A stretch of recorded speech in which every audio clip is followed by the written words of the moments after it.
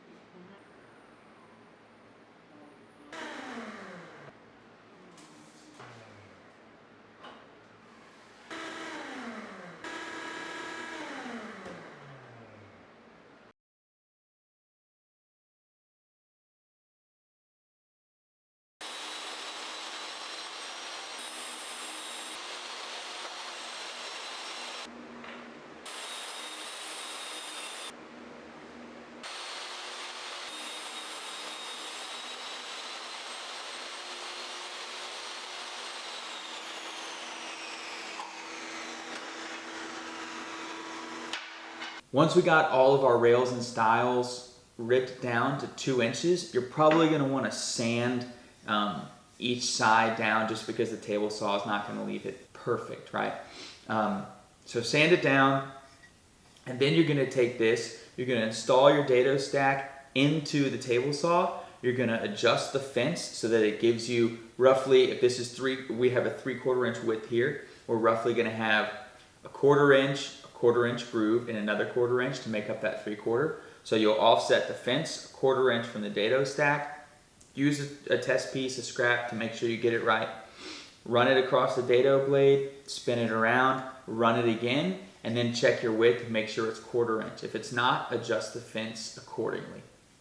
You can see here the setup that I have. I'm using a feather board just for safety so I can keep my hands away. It's going to keep my rails and stiles pushed right up against this fence nicely.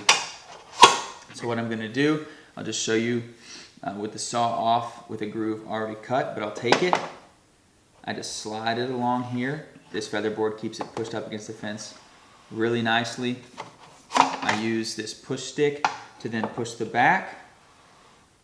Very slight downward pressure. Go all the way across. Take the piece off. Spin it around. Do that cut again. Make sure that our groove is perfectly centered. Now, one thing that I will point out, I'm using a DeWalt insert here for the dado stack.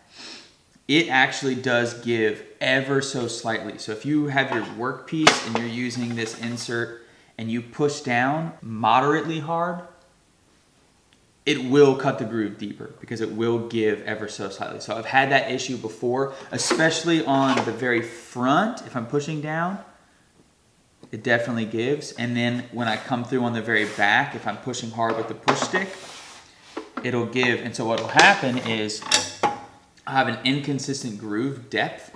So at the front and the back, it'll be ever so slightly deeper, and it will make a difference when it comes to assembly.